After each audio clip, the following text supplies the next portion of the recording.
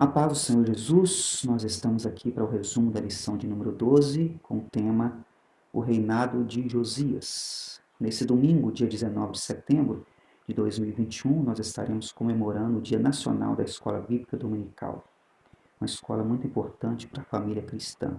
Portanto, você é nosso convidado a se reunir conosco, trazer sua família e juntos nós aprendermos da palavra de Deus. Quero fazer com você a leitura do nosso texto áureo e da verdade prática.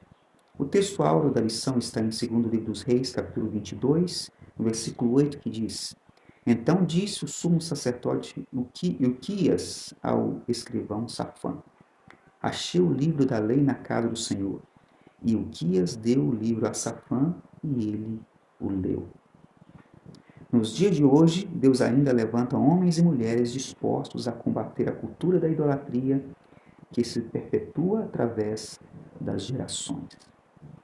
O reino de Judá teve 20 reis e Josias foi o 16º, mostrando que já estava no caminho final, já estava chegando o fim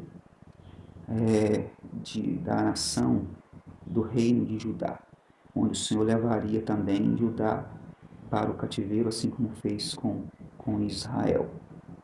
Josias ele começou a reinar com 8 anos de idade e ele foi dirigido ali por regentes até os seus 18 anos, quando ele é despertado a trazer uma reforma muito importante para o templo, né? Ele entende que a casa do Senhor precisava de uma reforma. Josias foi um rei que agradou a Deus. No 2º livro dos Reis, no capítulo 22, no versículo 2, a Bíblia nos diz que Josias ele fez aquilo que era reto aos olhos do Senhor.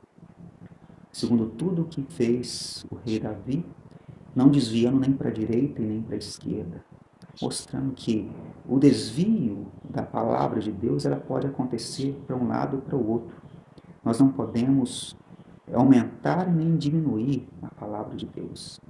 Por isso que o texto diz que Josias foi reto aos olhos do Senhor.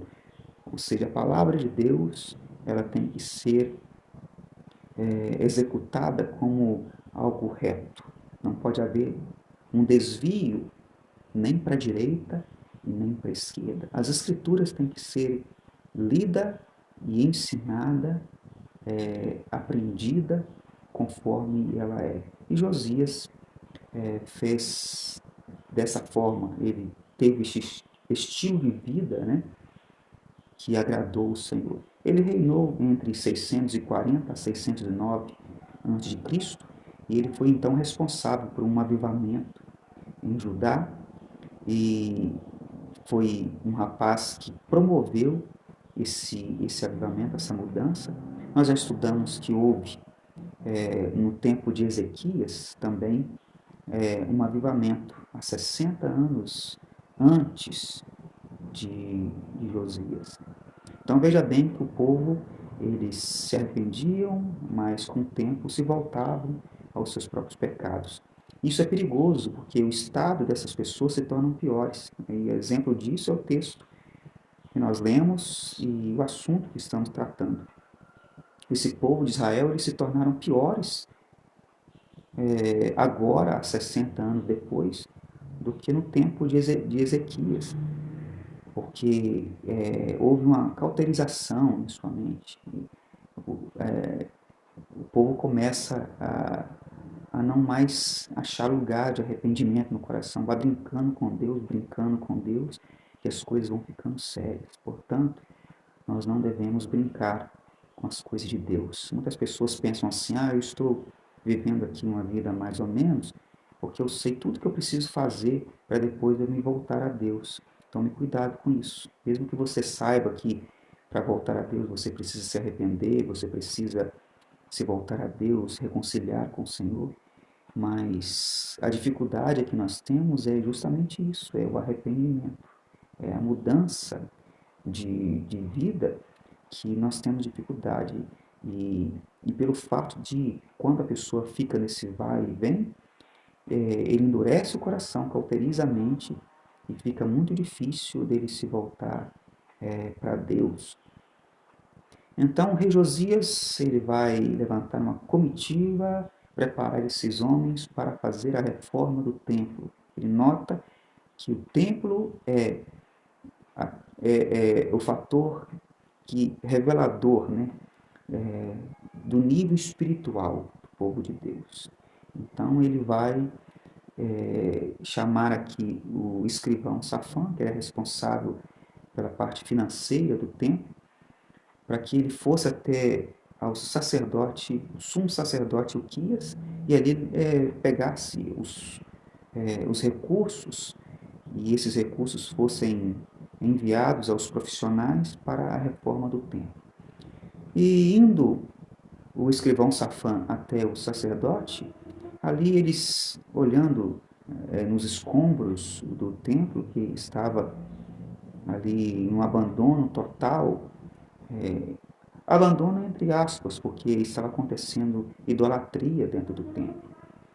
E nós ficamos pasmados com isso, porque não estava funcionando o culto a Deus, mas estava funcionando o culto pagão, a Baal, a Astarote, a Zerá. Então, o que acontece? Dentro dessa busca que eles estavam fazendo dentro do templo, olhando ali as coisas que precisavam ser reformadas, o sacerdote encontra o livro da lei. E o sacerdote entrega esse livro da lei na mão de Safã, que era o escrivão. Veja bem que o sacerdote não tinha interesse algum pela lei de Deus. Isso não é bom. Era dever do sacerdote ler e ensinar o povo a lei de Deus. Ele simplesmente acha o livro e entrega nas mãos de Safã, que era o escrivão. E o escrivão lê e vê que é um livro importante, apesar de não entender muitas coisas que estavam ali, de não saber muitas coisas. E ele leva aquele livro até o rei Josias. Chegando ao rei Josias, ele diz: olha, o que foi mandado fazer eu fiz. Eu tive com o sacerdote Uquias e nós já pegamos os recursos para entregar aos profissionais para a reforma. E enquanto isso foi encontrado esse livro. O sacerdote Uquias encontrou esse livro e entregou a mim. E eu trouxe para o rei. Então ele lê diante do rei aquele livro. E quando o rei ouve aquela palavra, aquelas leis, ele fica atemorizado. Diz a Bíblia que ele rasga as suas vestes, ou seja, ele tem uma atitude de temor, ele tem uma expressão tremenda, uma atitude de reverência muito grande e de arrependimento diante da lei de Deus. E ali ele é chamado através da exposição da palavra de Deus, ele é convidado a ter uma mudança, a se converter ao Senhor. E ele não vai culpar os seus antecessores, ao povo, a outras pessoas, mas ele vai notar que ele precisa, que todos eles precisavam se arrepender.